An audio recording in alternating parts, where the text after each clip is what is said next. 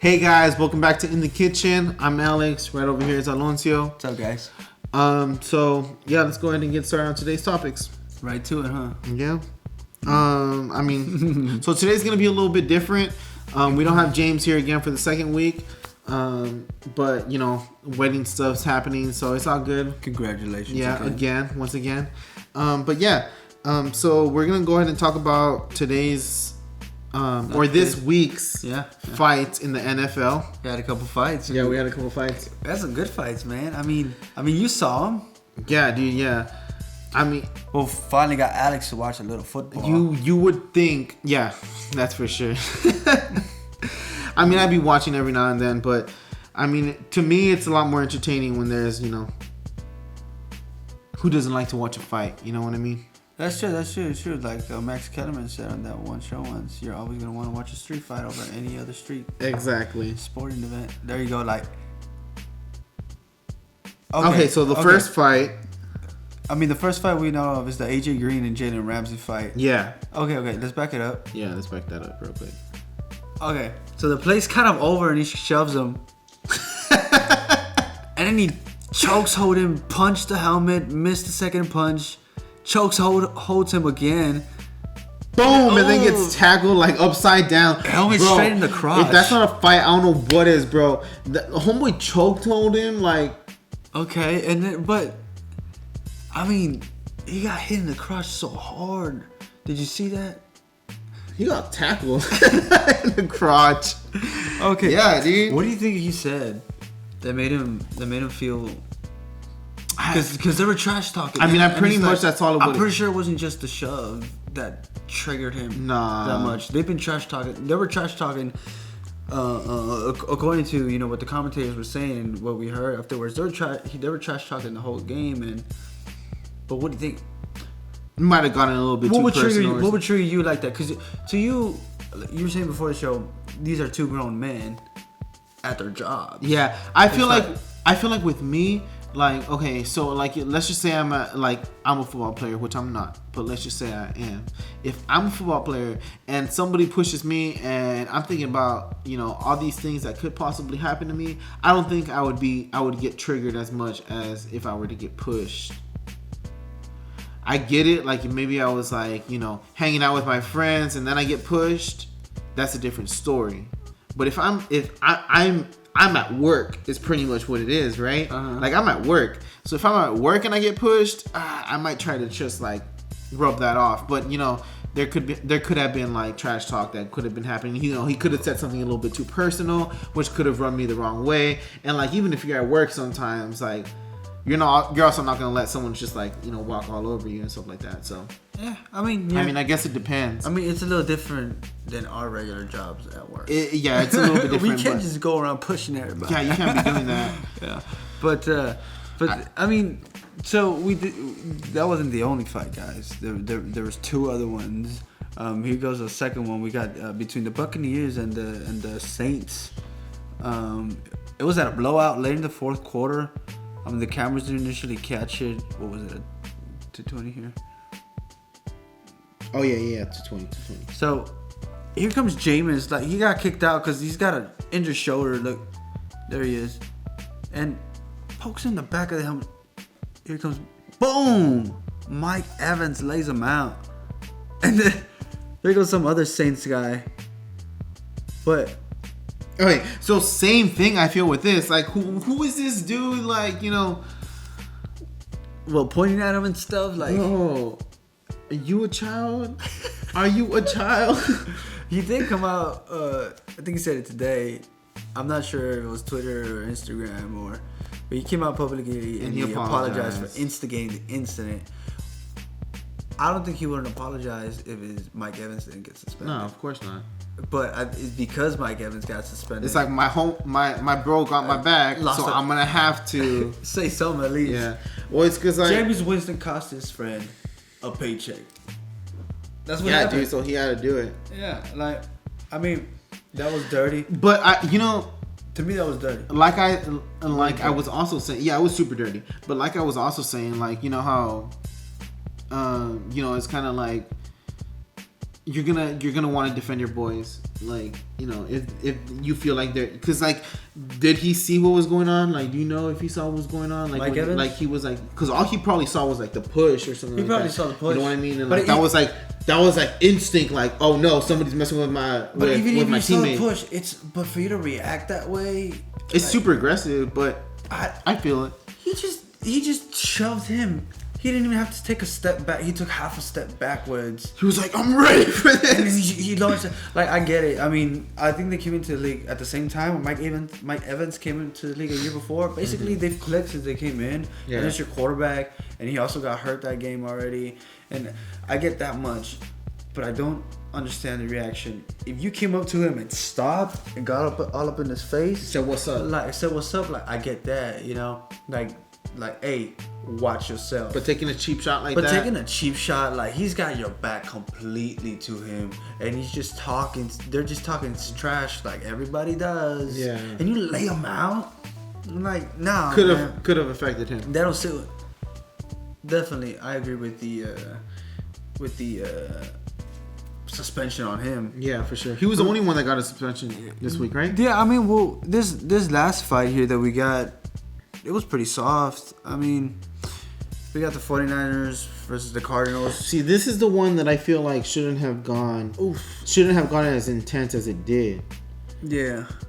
Because he was just like, yo, back off him. And it's just like... look at Carlos Hyde. He gets knocked on his butt. Boom! I mean, you're going up against D. Lyman, man. Like, he's strong. See, so that it's good. Again, it's a quarterback involved. You're an 0-9 team. At that point, all you have is pride. Yeah. You know, there ain't You're no pretty much playoffs already alive. Yeah. The team's basically kind of tanking the season for a great pick, which I think is going to work out for them now that they got Jimmy Garoppolo waiting to just start, which is supposed to be like this secret weapon. But we'll see what happens with Jimmy next year. Yeah. But yeah, this fight definitely was the softest one. It was just a bunch of shoving and pushing. We had you gave the other one points for the chokehold. For the chokehold. Yo, that's intense. So like when you go into a fight and you go straight into a chokehold, like. So okay. How do you rank the fights from this? Week 9 in the NFL. All right, so this last one, which was San Francisco, right? I think that's obviously third. Okay. And then I go with our second fight, which was who was it? Mike Evans and the Saints defender. I think that one was second because, like, yeah, I get it. I totally understand. He went tackling. He got a cheap shot and stuff like that, which is like super messed up. But I don't know what it is in my brain. In my brain, I see a chokehold, and I'm like, this dude's ready to go down. Like, this is like UFC right now. That's what we're seeing right now. Okay. So, you know, that's the way I see it. But what about you? Like, what do you think? I mean, yeah, I got the San Francisco one because it was just a push shoves as third. I actually have that AJ Green one second because it's like, okay, he slammed him down, but the defender literally gave himself up to a certain extent. After the second slam down, the defender started fighting back. Yeah. But the first one, I got the Mike Evans ones. That one was brutal. That one was cheap, nasty, dirty. That one deserved. Yeah, that one's definitely. That one dirty. deserved for him. The suspension, for sure. The suspension. So without a doubt. I mean, you're right. You're right. Got suspended, but I mean, that's my thing right there. You know. But speaking of suspensions, yeah, dude, for sure. Okay, so speaking of suspensions, like, let's talk about them Cowboys. Like, what do you think about them? I mean, with Ezekiel and his suspension, I mean, with Ezekiel and, like, you know how they did with the Chiefs this week, and yeah, I mean how that's projecting with, like, the NFC East win. Oh, well, I mean, definitely with Zeke, they're at a better place. Mm-hmm. Like I said, I don't think he's gonna get suspended because I think this is gonna play off into later in the season, especially now that Roger Goodell has a second case on him. Mm-hmm. Because Jerry Jones just got a lawyer and he's suing and threatening to sue the NFL and Roger Goodell because of other things. So basically, he's just wreaking havoc for Roger Goodell at this point, trying to protect his boy and whatever other issues he's got with them. But that's what Jerry Jones did, according to Bleacher Report. But they had a great win, and again, I'm all in on Dak Prescott. Let me give you a couple stats. I spoke about his record, his first 24 starts. These are his first 24 start stats. I got this from the DallasCowboy.com page. They posted up an article. His first 24 starts, he's got 18 wins. That's second to Tony Romo. He had 18 wins in his first 24 starts. Tom Brady only had 16. Mm-hmm. Dan Marino had 20. Dan Marino's at the top of like first NFL starts in NFL history with 20. So Dak is at second in NFL history. Tied with Romo. Oh, yeah. But this is what amazes me right here. Dak is at 66% at the top in his first 24 starts, compared to Marino's 62%, Mm-hmm. compared to Brady's 64%, Mm-hmm. Tony Romo's 65%. Obviously, we know who had the better careers. The pass percentage, right? Is that Pass percentage? Okay. Yeah, that's good. That means every time he throws the ball, somebody catches it. That's not the opposing side of the team. Yeah. Another thing, Dan Marino does lead this category by a lot, which is 61 touchdown passes the first 24 starts. Mm-hmm. But you got Tony Romo at second with 51. They both combined for 0 Super Bowls. So, but still really good players, really good players. Mm-hmm. And you had Brady with 39, and you had I think Dak ties him at 39 as well. Mm-hmm. His first 24 starts. But what I'm trying to say is that he's looking like Brady a lot in his first 24 starts. I mean, he's winning. He's throwing it to the right guys. But this is the two biggest differences between differences stats between Dak and these three other quarterbacks. Romo, 2-4 in the playoffs. His first 24 starts, he had 27 interceptions and only 2 rushing touchdowns. Mm-hmm. Right? Brady, his first 24 starts, he had 22 interceptions and only 2 rushing touchdowns. Dan Marino, he had 20 interceptions his first 24 starts. Now, I'm not sure about rushing touchdowns, but this is the thing with Dak Prescott. He's only had 8 interceptions in his 24 starts and 10 rushing touchdowns. So now, not only he's gonna be a legend. can he? I mean, if you're I'm just comparing these stats early on when you want to compare them to, comparing these stats his early on stats to other quarterbacks that have had great careers. I would say Tony Romo did have a good career. Yeah. You get to the play, you play 6 playoff games, you come out 2-4, you put yourself in position to go get a Super Bowl 6 times. What more can you do?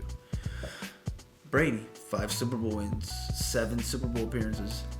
Marino always was in the playoffs, very successful. Dak Prescott is bound to have a successful career. Like, everybody knows it. We're all in. I'm all in. I said it last show. I'm saying it again. They're gonna win the NFC East. Why? Mainly because of him and the O-line, but because of his composure.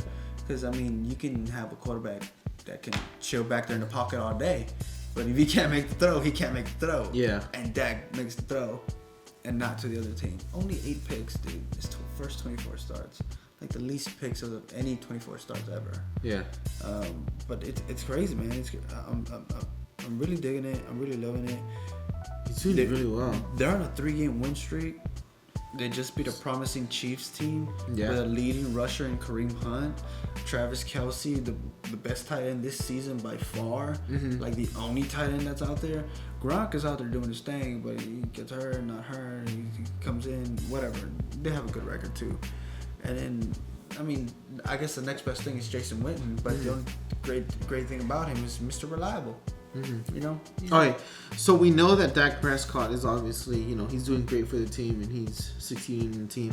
Right now, one of the things that are kind of like not helping us so much is Zeke and his suspensions. What do you think about that? Like, let's just pretend that he gets suspended.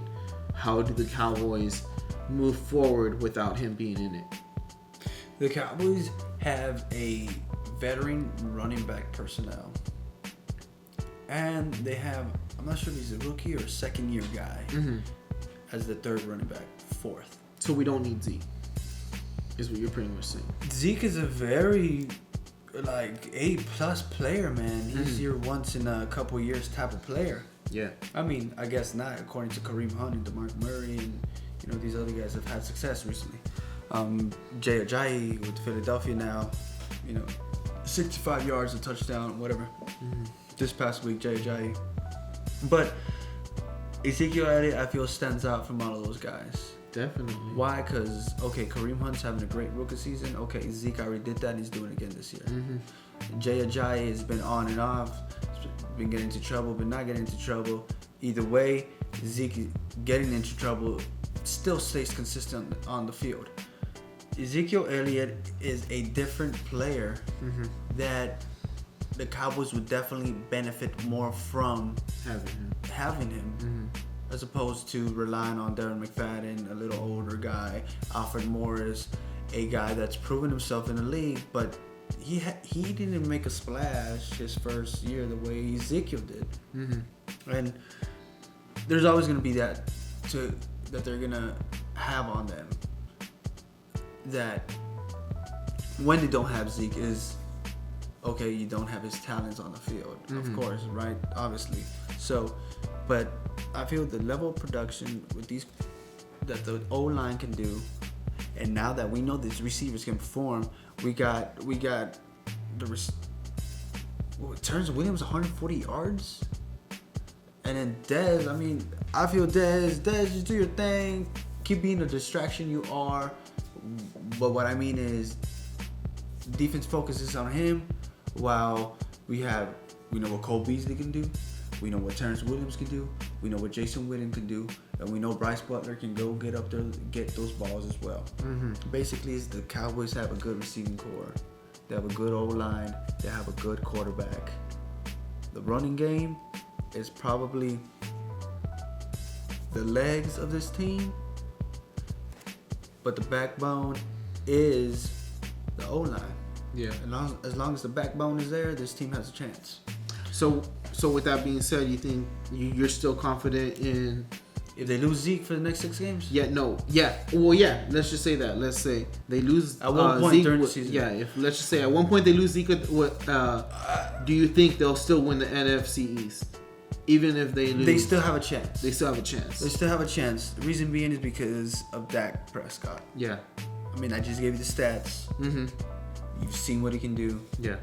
His first 8 games of this season is 5-3. It's not a bad way to start half a season.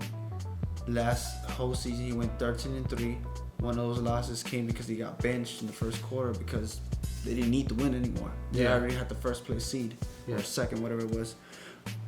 And so, no, man, it's a good season. It's a good season. They will still have a chance. Dak Prescott is something else. He's something else. Yeah, that's it.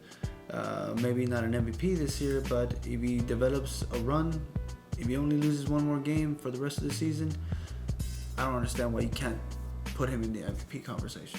For sure. Especially if he loses Zeke and he still wins these games. Because it'll be on him. Of course, O-line is the fronts, but he's your mastermind, your executor, your game finisher, your playmaker, whatever you want to call him. That's what Dak is. He's a leader. Oh yeah, most definitely. Man. Yeah. All right. Cool. Well, that's today's topics. That's what we're gonna talk about today. It wasn't that different. Yeah, it wasn't that different. But we just had some fights in there. Yeah. A little entertaining stuff. Not to say that other stuff isn't entertaining, but fights. Who doesn't like to see fights? So yeah, that's this week's In the Kitchen. Check us out at Twitter. It's in the description below. That's at @1N_TH3_kitchen. Check us out on Twitter. Follow us, like, subscribe. So that's it. Peace. See you guys later. We'll see you next week.